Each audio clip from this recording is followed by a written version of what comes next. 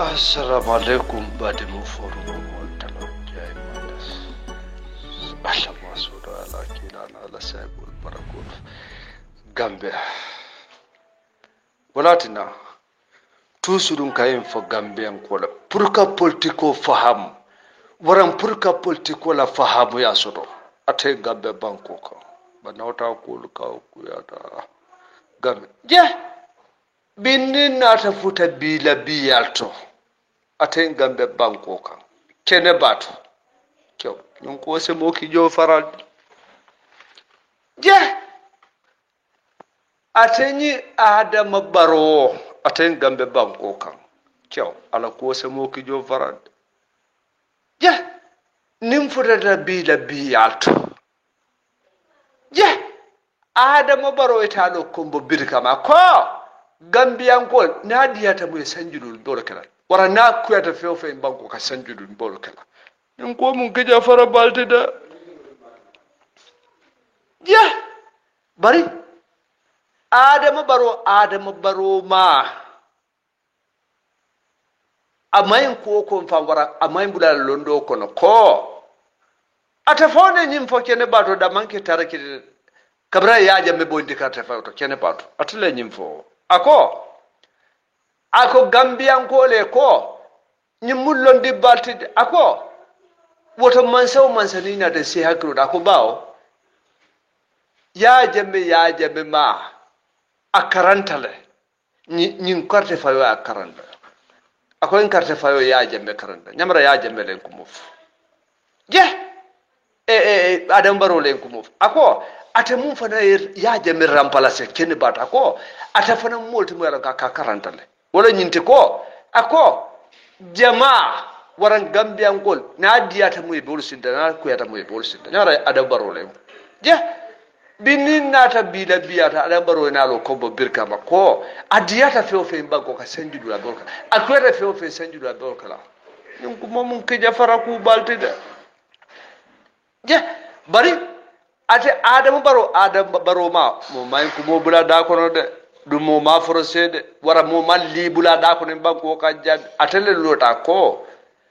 ako Gambian ko le ko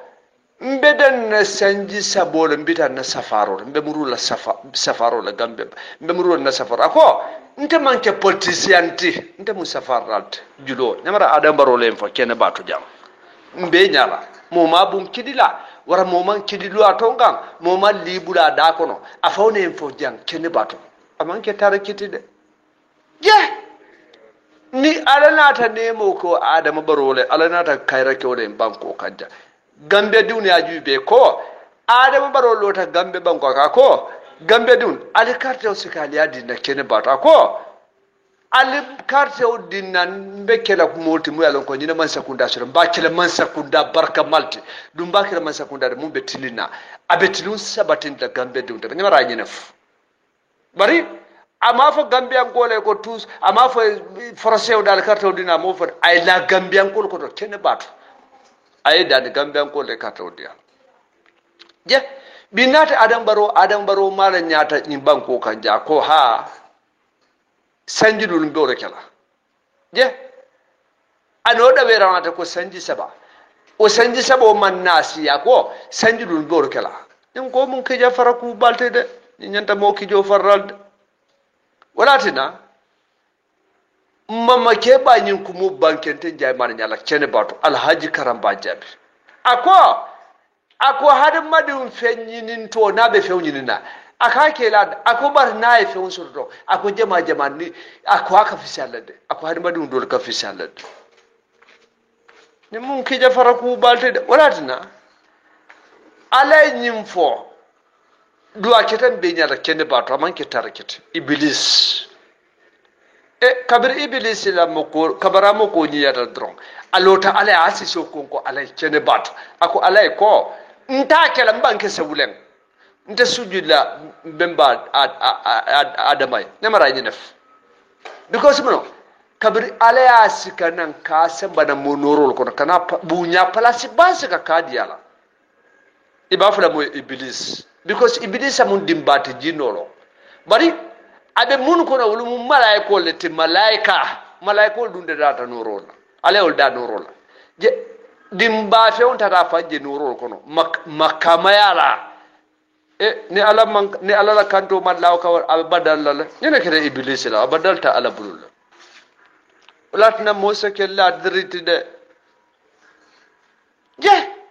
adam warolo ta jan kene bato be nyala ko mbe saji se barakara no pare ron tabe jila bita na safaro manke potential je wadam baro mai return nan ko take ha sanji do adiyata mo yakuyata mo ndolo kala je ada adam baro mai na return nan ko take ha luwalen sembentu ya woluwa do hadu badu ne wadada ndaka nyene fa adam baro to suru bari na mandanga ke bada kayan furutu iko sembo mabeda wala Muhammad Gaddafi Libya jamahiria kabirin kelo na kan ala akafu nyuru kuma dako kelo fela na rode akoy bar mansila de akoy ente wulu fa fata jande 1945 ni italiano la kelo ako mama kyo a fata jande kene batu 1911 mben na fanso to fen kella wato man yamara Muhammad Gaddafi nyinaf ako bari ni ajen kadiyamu nkomo wala sila because ke ako sembo ka komo tinyala kas komo burkale baray mum forondo ya Muhammad Gaddafi kabrin kelo kuma ta vim ata fololo kalo fittaw akobo benata kasara kene batu amanke tarakete waran kafa fotan be ko makaran den jay mane fawnyala kene batu ata Libya because kelo kene fa fay Muhammad Gaddafi fa ya wulu fa nyala Libya je aketa nyala le walatina toujours nimbe diamula nka diamu hakkili mata politiko ko nka diamu hakkili mala because adam baro be karta woni na wato mena ma fo Gambia ko le dia kuya albe karta fa la mo fode o kedan be nyala manke tarakete je ni ate adam baro modo da safu mu asemuru Gambia ko kan ko nala sanji sabo fode bari sanji sabo manta side ni Gambian kol kai ha tente sanji durike way foraya timmandi ale ban ni Gambian kol kai ha ni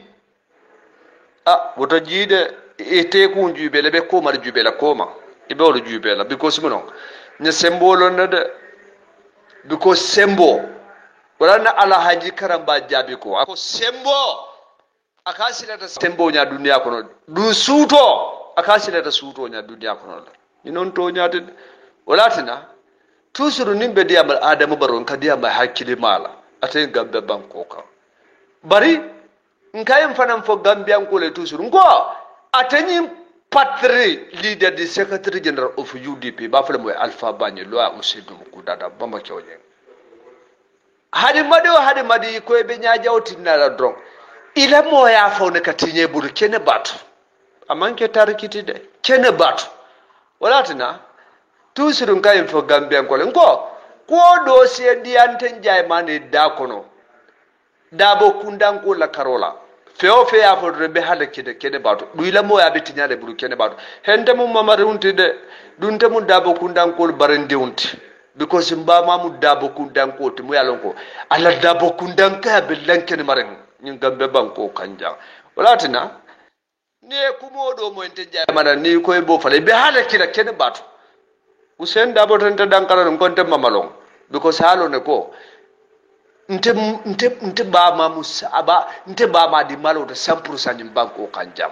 dabo kundan ko tente dankara oto nimum me burbalo nyante maralo ne banko kanjan oto la baraka bakate bade mo forumo mon talo njay mana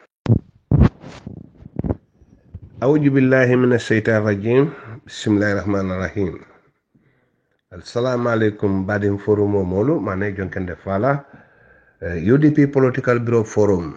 ngal kontong altol nal kontong la September karo tilimuan ning killing 2019 America jang baden Gambian kolo kote ke alala de maroto alnal baden mal mo kote ke Bakar Kabondi nyoto UDP la bay falo Cheikhna Cheikh Ousainou Darboe la Cheikh Ibra Fall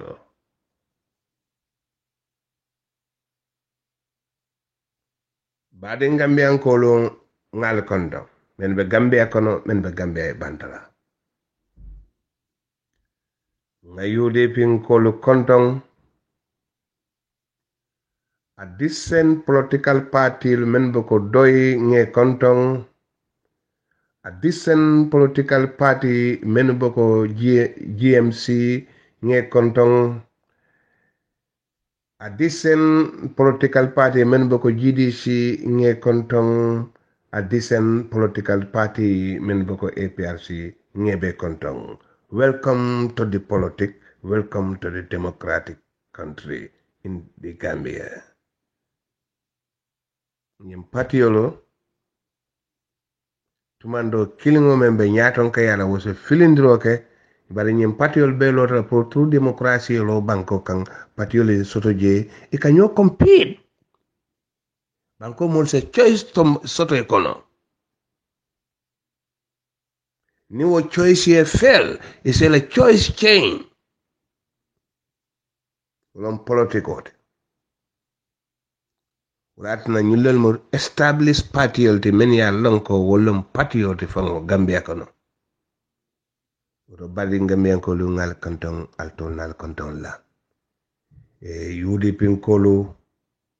mpate kili nyolo bele aje hani menite UDP bele aje kote ke Italy menketa Italy bi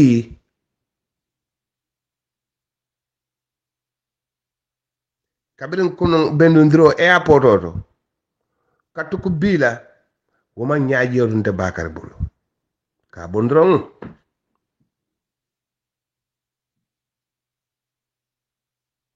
ni Italy jube ye Italy Gambia no la 100% majority 89 be ya la kole ya le bondi Gambia andu ya la bosolu men ay estable pour ni fondin ke men lafita funti la ye funti janne banko maro kole an date bulu ke samba Mauritanie wara Mali 89% be ya le be funtinde bar wol jama bal tata kuto teje hani men man kayto soto ye kuto tay ila udo man dew men kaw alawasi new men dila ye kuto tay ila suol kono ya kole ya tale la wuliyal wululal bulu because mol bota lasili kendo lel bala mo barakari ngol lel mo wolte ni aje wol funtita wol bulata ya aje mela boso kata Mauritanie boram Mali ka continue fo futata Italy ifañol la koleya men belari ifañol kay la fita wala bondi la wol kan ding hami malon mo wote enen ngani yo men wulta man sa talla be ma ko la wala kan alaju be men kata Italy be alaju be men kata Italy be alaji maro mandor Italy mumo be alaju be men kata je Ibrahima Sane fommen be commentary la ala labandula to akumbotale ni ala dia munya la moy baje la ko ala kumol ala commentary labandula ta fongo kumbotale be de kumbota mo joma la kumbota Gambia kono Europe kono America kono Asia kono mo jurumo la kumbota Italy la manya la be because of ye munya mende serna ser sen dagola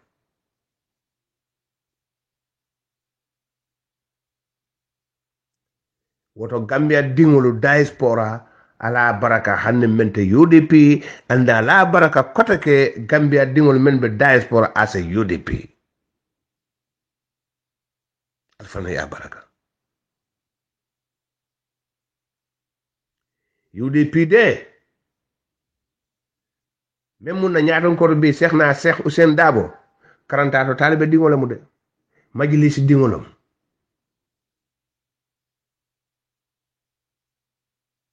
indala tubabu kalanguma filindi wo majlisi di yala ala londi ba soto ma filindi wo majlisi di yala ala darajo ma filindi wo majlisi di yala anda ay wo fanam buña fanan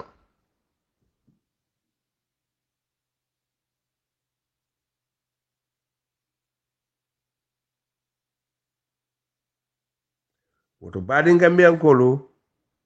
UDP felente kota ke Italy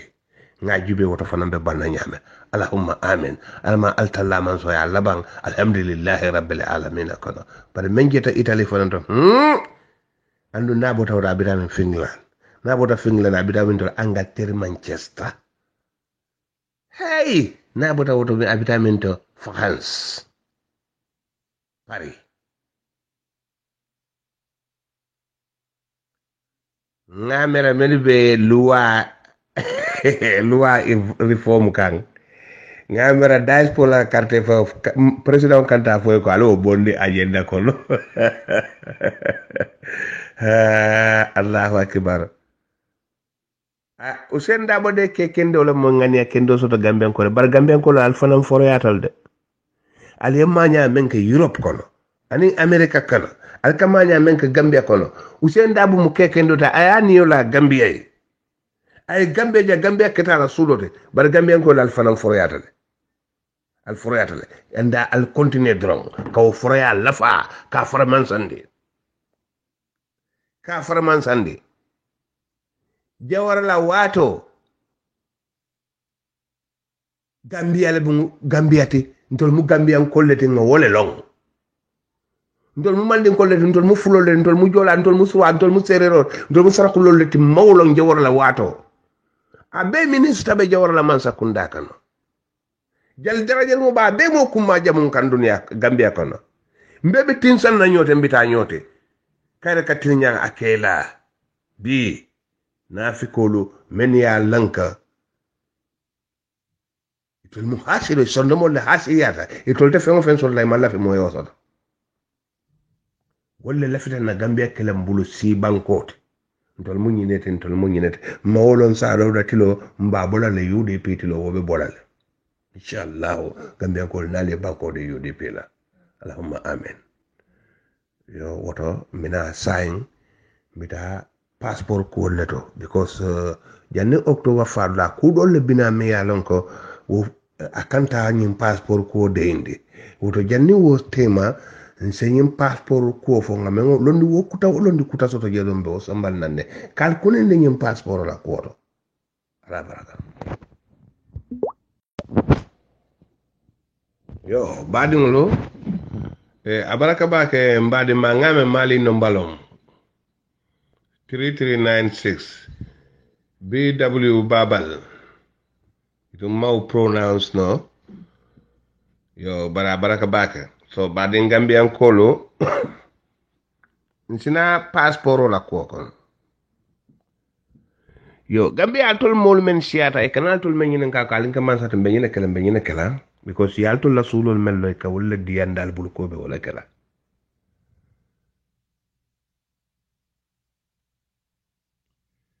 bar badin gambian kolo nana diplomatic passport la woman ke mo be la nyinen fende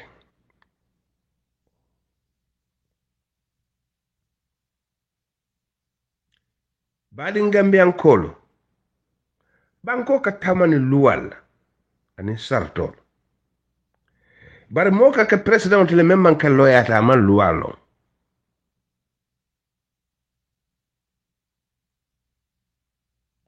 bar munatina ka hakilo tuno luwa to ka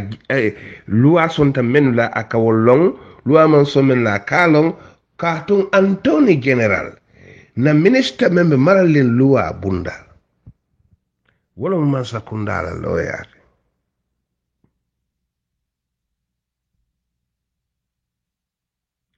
woto ni president men ya lonko atele mo banko president bara man ka loyate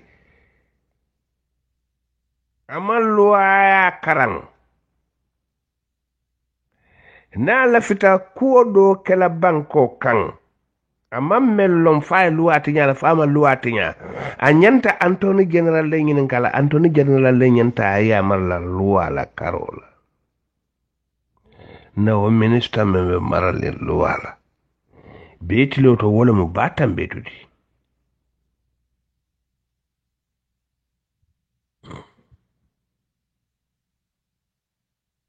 bitilo to wala mu batam betudi adam baro manke loyar bara tubabu karam kala andum bi altala ala atleke Gambia la president men ye carte o fayaye men mo carte o fayaye atlemol bela president be kat wala mo president yaati wala na carte o ka fay ni kanyeta men ya faye men ma faye ikaka wol bela la president ni même balante la president yala o mo rebelol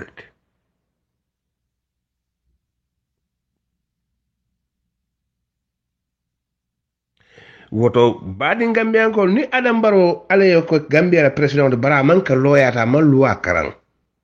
bara tubabu karan kele ay fen karan jele me yalon ka ba fam balundi kanu ngala nang jannabe kala president bar sa anata ka president anata na mota ayake luwa la ministati men kata batam bididi wala nyanta nya mar la luwa la karola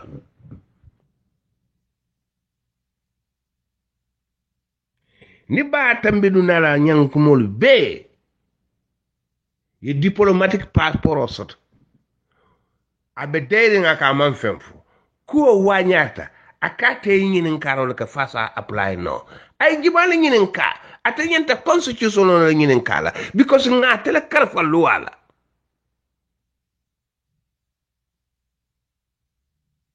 nga tele karfa luwala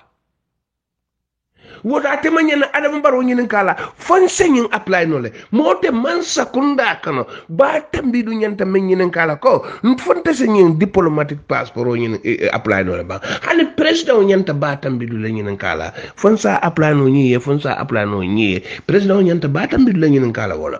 ni president be tambara tilingola ani shilola ani lankene mola na lefta mo ma ko la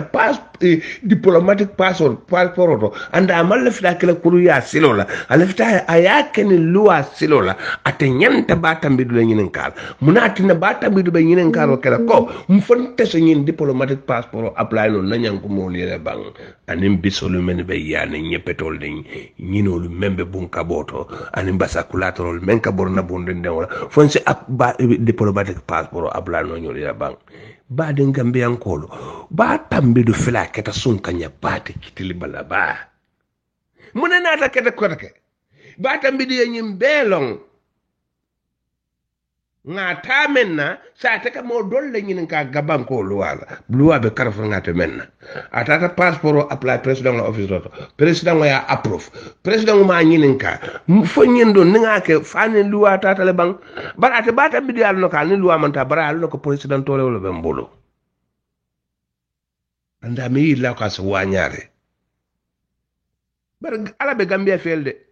nal da malbe state house jal ya mira nane me men ki yabe tula woltate tula je imaja alka muslime ya ke don di kolati bara mankal tati inal dunta labun ko nal ka wurale mili muslime ya ke trasol no mole kono wolte balu nako ni Gambian ko lata na yele plaso krafana ni ngay jam faaje lumbe sota alabe wañar la le ni mo hakilo mo dila no i manke true muslimo de ikata muslimo de bay nemle fay tando kan wala tinanyi wañartal me illa ba tambitu na panika akai passport sende wota ya longo amansi la soto silo kan ba tambitu kondinera kakana loi ministry ye suno muta ye suñal fewol jabulu ay ako to nyala ali to nyala ali muta alla fewol fel yaadi la police oli yebula anyanta kala wala fo anyanta tala ka police ko suñaro lalamate bare Ousmane Dabo sarale yon ko da manta suñaro de sungole suñar fengo wafama police oli yo muta yo brio deteni wo ko nga wafu Ousmane Dabo la itata yo suñar fengo traje suñar fengo nyin ta ya samba Ousmane Dabo me suñar fengo sang yo bute yo fa sungo nyi male yo kanyadil bata mbidu ye suñar fenglu sainde amang arrest ñullel kalwe ka fo Gambia ni men krese lo loi koma ni loi chape bulu ini man sabe problème o sodla fo ñu ma loi la chape bulu an kay ñu ne loi la chape bulu yal ne audio be jam fala men be state house ta check ku lo data yu ho fundita abaraka ba kan karamo jabi ha ba de Gambia ko ñu ne be kering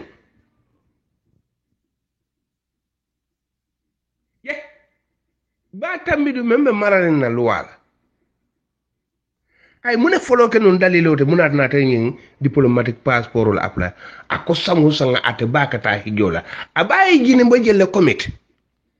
How many sins your mother have been committed? Munat na sango sa nyanta tala hijola. Where did she get that money from? Ayo kudo be bondi ming. Wo be man kumaya lungo lunga kanta hijola. Fine. Bata me du nisa jono. Mela kodi soto nya question. Bari badi ngambi ankolo. Jimale na lafita tala maka. I kai ko ititano maka kato man diplomatic passport soto. Woto momo bita hijola ibe bola misilime banko kang iman nidi diplomatic passport la. Regular passport ni tawolla. Hanna trako ba tambido alla fita abari muso kemele ta ba dandang nata sa e atiketo jono ni a apply ko kata hijole ba approve la le muna na ka foga hamba kata hijola sango sang mbare muso le ka dandang ka to mba na mata la be siring la kono kurango be da fe ngo bele e bele resin na be so mese sino le mamfa do be sirim bi ala sa wulen no le so ma mam fa wo mu ala la do kwoti bari ba tambido ibala sango santa maka wo ma need ko ibari musol nyanta diplomatic passport so la o iba sitano makale aman need diplomatic passport la ibari musul nani sa dandan nole iba ma doko woro sa dandan nole akoto musu sey sa dandan nole ibari nyol mo kononto sa dandan nole ni be bita hijo la maka ibe la tiketo lu jola ase hijinke wolo pour que ba ma koy iman need diplomatic passport la inene mammo bali makata la kata man diplomatic passport soto asota history kon la bang ana man soto woto gambian ko la alman batambi di jiko nyinte moto me ya lonko nyanta ka sefu bu kunda fango karafala sefu ya fango manyana karafala batambi du resign ite resign na ibe sunyarol la albe kafu mole jana ko nyima sa kunda de labanna nte ben tala nte resign na albe alam barotu la joyeto adama bulel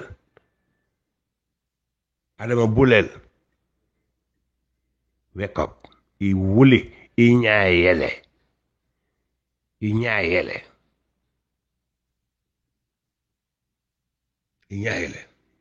so badi ngamben kolo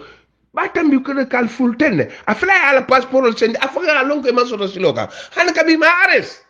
Gimalle luwa chapi bulu minister membe marani na banko luwa la wole luwa chapi bulu anin jima anin president mo menga ka banko president wole luwa chapi bulu anin jima ala muso fatu ba anin jima ala kifo protocol ala chise wole luwa chapi bulu anin jima mambure njay finance minister wole luwa chapi bulu kon anin jima commissioner Kinte Kairaba police station commissioner Sane malo wuldin kuntu police station jimala mu wotote in Banjul may Brikama Occupy Area Council deny permit or that commissioner Sane ñu liye luwa lel chapu bulu banko kan muna banko dingolo na lafita manko makato bayla ba o president luwa be karafare minister menna banko police olu ye luwa chapu bulu banko dingolo na lafita mankato bayla alluwa dam fa singola nga du ñola ida malle be station to bani fagnol be sokona ani musu ni ba e musu fagnol ni musu bagnol bebe sokona ni dingol ni barni bebe solo kono hakilo ya dogo aya tenteng ay kenen silola comrade should be fast e ka minito le konte andu e mamini nyenna sekono wesla so then cooperation can be fulfilled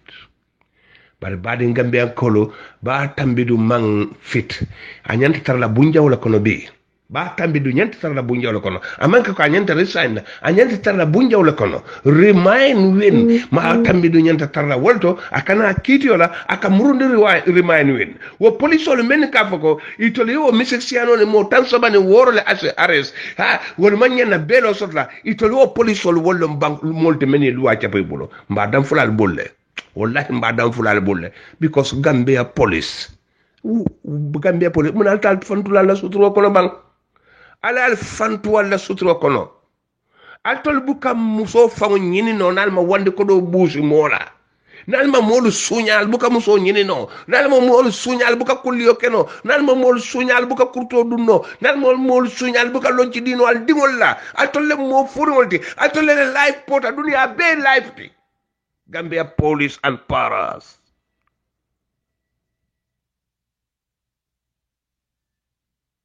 afele batami du haynan akata do ko la as a Anthony General police jimala bilifta ko ntebe dow ko la bankole andum be constitution le tamandila ay mbe nyim fam forcer le katani aris hanni be mbayla na place oto nga gutu leji soto kilima keno what are you people nothing but a noddy officers and not the police not the paras not the SIS filthy people very poor life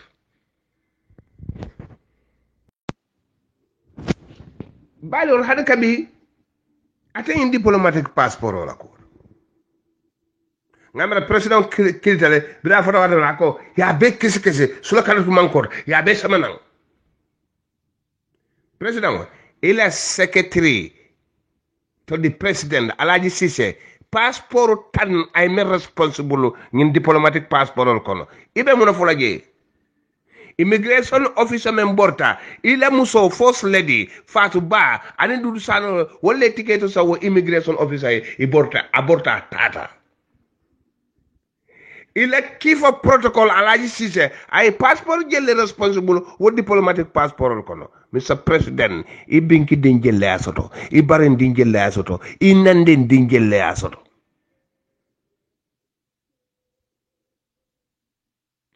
Mr. President, yamere nyim passport ko fana senen le bang ata senen la Gambian kolo Mr. President fangolo mo nyen diplomatic passport o sungote ani minister membe karafaren na luala atele president dundi nyim passport sunya koto because president ma lualo nga manke loyate wala tan ngata ke loya lua minister te akali president hakili bulan naka be menkela ya jube fane banko la lua tata atele nyenta president ya malako nyindula de elefta nyim menkela ala janni banko la lua ta bar jangani banko la lua manta kato nyinni ya sabu woto wo bonde je yin do replace wo no ñina mu batambi de la do ko ni president o loi bula batambi la na loi bula batambi di fonga na tata wo solo kono batambi du kata do ko la nkala motojo nkala essence jo nkajo karola dalili jima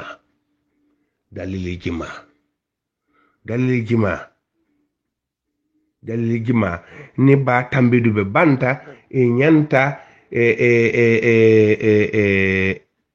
ena director yankuba baji nyolo inyanta wol fanambula lale inyanta fanambula lale ni ba tambidu man ares inyanta yankuba baji nyolo bulalale inyanta yankuba ture bulalale ni ba tambidu man ares ba tambidu man need ka resign ba tambidu nyantale ka arrest enda manyanna ka belo soto fo hanna tra ka be sanji tan kala kiti kono amanyanna ka belo soto andu nabe convict la anyanta convict la sanji jamala anindo ku jao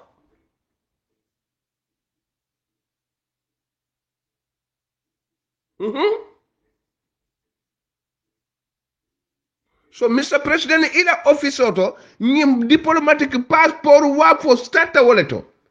bao ila secretary to the president Ibrahim Cisse ay 10 passport responsible nyinu kono Henry Gomez yo German criminal o men sambe nang me laptop on telefono di Henry Gomez la ayadi modo la anin modo ite keba ba koto Adama Barrow ite mo president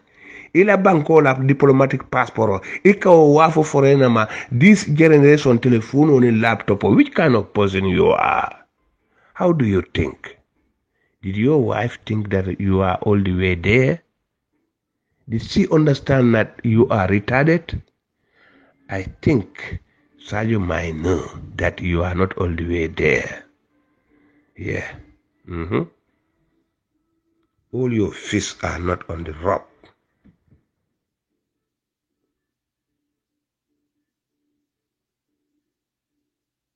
So badingulu nyim passport ko fana fente fola je ala o wurfulo ka foko sula kanatu mankoto ate amera Usain Dabo don ta kule la woto yaji hana kabi Adam Barrow mankuning hana kaba mankuning Usain Dabo ka do wo kulo mbali yakol to because wol mo kulo mbali yakol ledi mol men ka behave wol nyama wol be kulo mbalo ledi ka kulo mbali yakol lelke Usain Dabo senator pour ka kulo mbali yakoke o mo keba senum balede shayin ayo memmira be tata fata kaja telephone koto shayin fo sula betula mankoto fatu tula mankoto ngawo jube baranko sulol betula mankoto le ani sula killing te silendila sakora kamuta because passport sunya be keta president official to secretary to the president Ibrahima Cissé passport tang ay me responsible ñun kono Fatou Ba ala muso first lady immigration officer men borta atele ticket sa woy pour woy bor wota tay gele responsible atay gele responsible key for protocol analysis the same thing Henry Gomez the same thing and in kote wonu men tol man fonte so ñin diplomatic passport kuma te folaje baran tol diamul lalo social media ali nga ñim fo lungo lung because before October 30 yet ku dole bina me ya lonko abela fla ñin ko balale bar wo satara nga ñin mix mol yellow kono hande ko na ata bon lanoje because ñin isu ñin kumata bakare ba tambi should be arrested and he should be mild to today Ba Tambidu being home today is injustice in Gambia. Wala mu luwa mantara tama kan Gambia kono wala na Ba Tambidu bara so kono. Ni luwa be Tambidu katama kan no Gambia bi Ba Tambidu batara susulale finjan kan mile to. With Ba Tambidu abe air conditioner koto ala bun kono. Ba Tambidu is under the AC in his apartment in his home. So that means there is an injustice in Gambia. Injustice, no peace. Injustice, no love. Injustice, no progress. Wole be tama kan Gambia kono bitilo. Woto ñin diplomatic passport o president la office o andu bata bidula budala because atele ñenta president sensitize la loi la karola nana ra diplomatic passport la karola because na president ma loi kara mon fel loi la karola. Wala na yi Anthony General Soto ge to be president's legal advisor. So woto batam bi funti ko president kantela advice in no la ka modo la advice ta o kantela advice in no la ka ko ka fa ya bu kan consult den sina president da ma bilem ni batam bi mo funti ko fu fa ka fu nga passport ol sayndile sumpi sa longo lo mo sun jilti lo mo sentence him ala sorong a jilti tale so woto kamala batam bi itofula la nyanta tarlala a constitutional prisoner on justice free man constitutional prisoner and unjustice free man, that's the name of Batambidu. Batambidu is no longer his name. Gambian call sai wo kamala Batambidu fela ato falinta ana kontong banko luwa bukola bunjawton kola mo Batambidu wala ma toti be banko luwa buko ya soranne a kontong tamandi tonya tamandi baliya ya ke tram fambulu mote ka tranda fambulu banko la tonya tamandi baliya lo mo wote wala tina Batambidu ba fambulu bari banko la tonya luwa amu bunjawton kola ti woto constitutional prisoner and unjustice free man. That's what Batambidu calls today. Nga kumandi nyine la bayval keba bakal kabo yoto. That nyine ma ato kutote. Constitutional prisoner, unjustice free man. Constitutional prisoner wale ma atote, unjustice free man wale ma kontongote. Wale ma kontongote. Se Batambidu la ko bula woto ngana kacha da saron so baden gambian ko lo mbe kacha da soron na men na bi wala mu nyinti nyin diplomatic passport ko alen kana nyin ko yom fande nga ko ba mali bawo jamanu fon fele ya itande ko jaman tubabo me diplomatic passport poro diala a famunum billion ni alate bara be criminal case la kona takko abe criminal case la kon ay criminal charges on le soto bar Henry Gomez brata be jamana ni criminal le kadila ni wolle nyolong atele nyin samanan adama baroye bawi be alon ko nyim president o tole wolt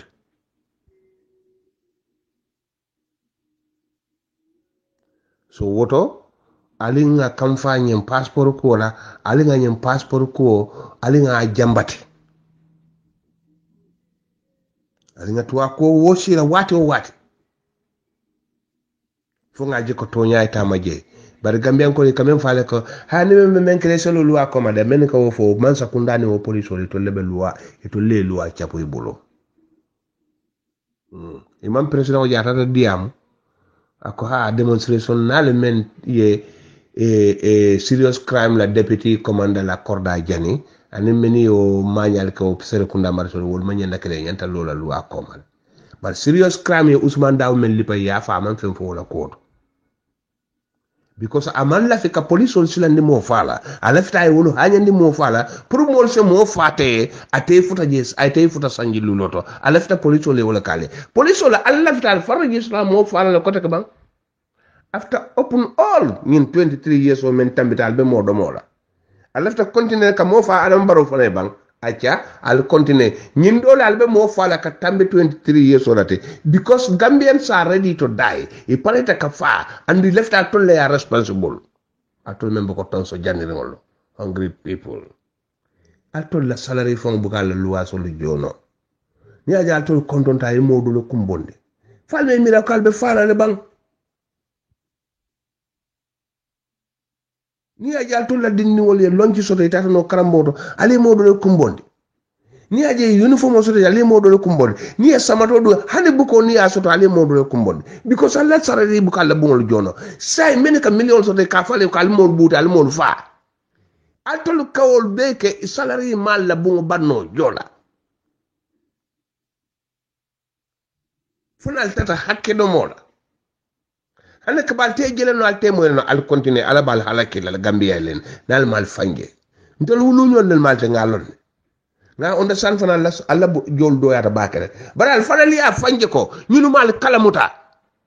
mo men bu kay jo fenna wo be bulala mo fala ñadi li kake mo men bu kay jo fenna fo ayatina ikela dimbal bal ndo haramo la nga mera wala mo yite jaw folote bari te wala kay ñoto foka mo faaye ika mo lipa fo ya la njoro ika mo sorona ya manyana soronna al continue to nya be sabat lale bar Gambia ta murla koma natanga kuma kensingol foye Gambia banko kan nga futa santol to ninge la bundalu konkon dugu koy ko kayro bunda fila yeleta ali bornang adama natala me yalun ka konoto diata bare molu kumasta kanyinin kare ko atol kan membe na adama ko non to diata adama dunga kanin ko do bonde min tole adama lonkorda wa fo la tati bay tati akole wa fi Gambia banko kan tati bay tati yo adama ko wa fi Gambia banko kan ndema fon nen kala mola de adama fangole nim fa nen kala mola kaka tati bay tati le wafi o tati bay tati kilingo ayo lel wafi ayo lel falim moto fangola moto men yalon ko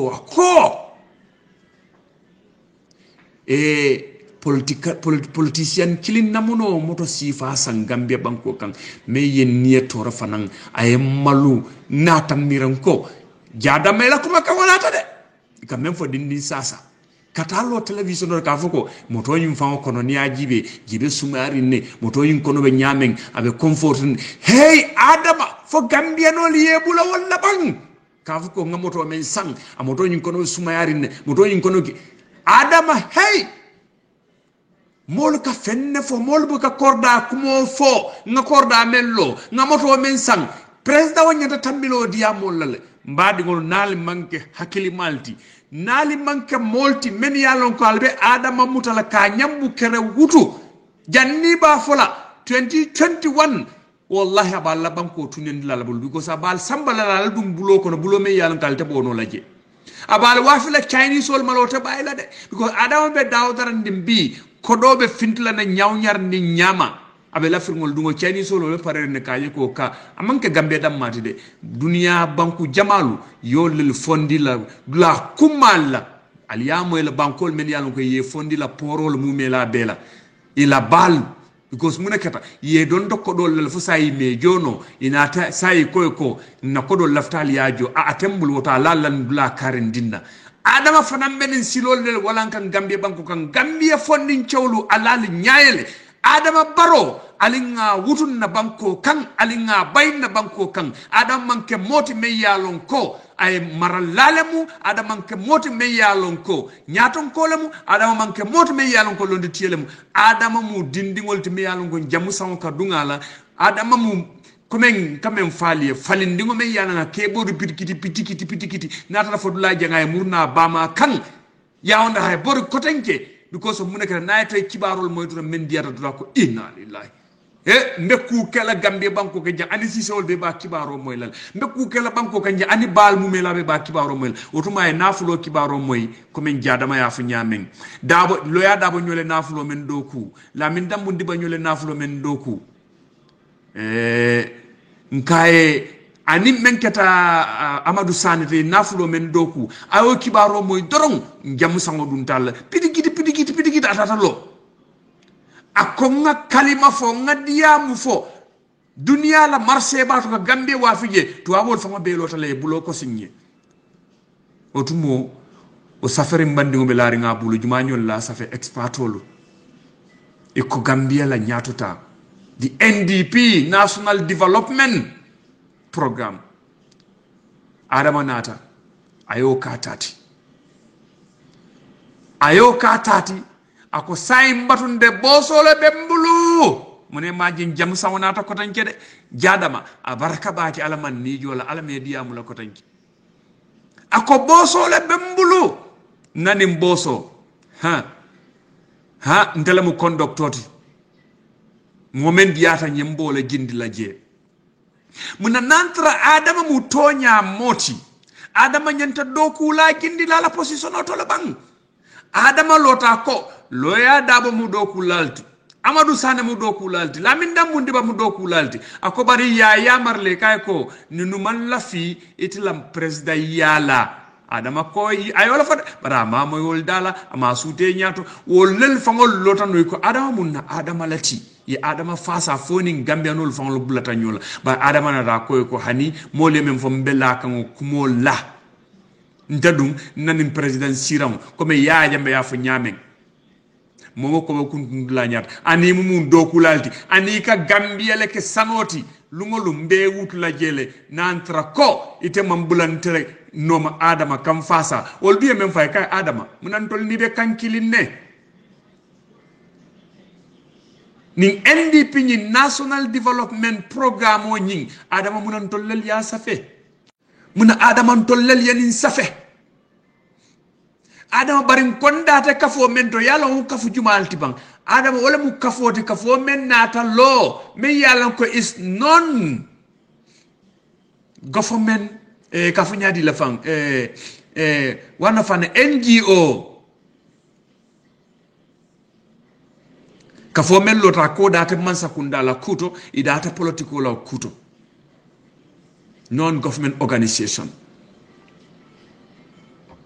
ikaye ko kafo men lota ka faramansa kunda la kafo ma akata be lori nga fanne iketa momoron nindi nantre tlo kafo ni lo ntol date tlo kafo because ite la kafo ni sotole ntol fananga no kafo soto kafo men manken tol la kafo ti mamirambo kafo fasala adama bar kafo me yalon kontol be blari nga kono wala mu gambia la kafo bati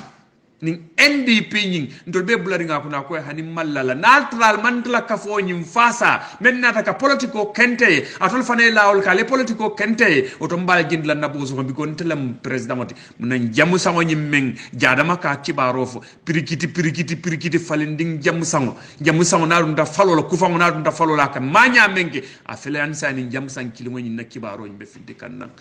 kabaku ikaye ko ibe dolu silandi lale niya dolu bayi bayi la dolu be borlana ne kafuma bari ako comme nga United Democratic Party UDP me yalon ko de ha mobe ka politika party be buka kele dunga fayende ko samo har boy nyonte mor kunu ndingoti nin samo lota marala mor kunu ndingolota bulubala iko kana har boyol tandi molla ha be kabaku yala baki ala fongol be UDP kan sanji muwanni fula ya jebe mam menno anala kidolu anala sojarolu ayem fa nyaw nyaranding amman teyno amman kutu teyno moluma adama e mankaranje bang ani kabi bari mo kuntangol mina men yalon ko wol namunan tara patioto wol namnan ke politicianoti yalon e membe kering mol man gele faham politicianol men yalon ko nge discrepal yenum kunu ko e wultale de men yalon ko be la jufo fe albol fanan jelele men be positiono fe albol fanan jelele men kafu ko ntolu batatale albol fanan jelele e mosi bataye la banko la do ko la bang pruy mumuri ngolu ila soma ila future isi batawo do ko la bang woto aligni ni gamen ko batate be munanoma kunum nantra ko ka kodo soto yara fay bante da habar kunum mola me ko mandi man ko de dila wala tinna ani kabi be lor nun dame be loringe bare bi nata siloje ko do mo la soto talem oto mbatatale ka tonya kele nen kala mola bari nte diamo jam fandinola jadama ila kumole duntanna fongana nga sembentu yandin tekela hasidoti a baraka bake UDP dingolu Gambia din kendula baraka ngani ne expect ka moyal bulol kono ka moyal dalto katara loring ka cheloke na future ndol famonte de someone has to make a sacrifice kaji ko Gambia banko e tambi and we are here to make such a sacrifice kaji ko na banko e bondi and Adama didn't understand this amalonko bilen Gambia decide ka tambi kununna ala baraka alaman nal sola kairola alaman sola kaira bala na banko kan alama ibe lankermela alama kurngol be tenkerenna momoro ndi yalon ko be noring alama man satalla e londim be do kan ay wura fafas mobe yaje ngal yaje be wura kan ko nyobajo ibe wura lal fanon ko nyobajo ni man silota ni me tubi sey ni man gambenol hakadani kube la lela nanata la hadamadi ngol hadamadi kundato itolle mallaka tambi malo famola nadiyat altalla manso assalamu alaikum warahmatullahi wabarakatuh mbadi ngolu bide nga denkile kutole samba lienam denkilo me yalon ko ntol bari musolu ngamoy wollelanu ni yala nun ka kamfa bari yara fandum to nyalem iko falolu hayni kana kambani falolu hayni kana kitibante kambani yati norin koko boto sunkandin ko dadi kama bari ndefanande mbemel lala jang wala muko ko falolu hayni kata nyaton ka falolu hayni kata kitibante nyaton ka yati norin koko boto sunkandin ko dadi kama ala baraka bake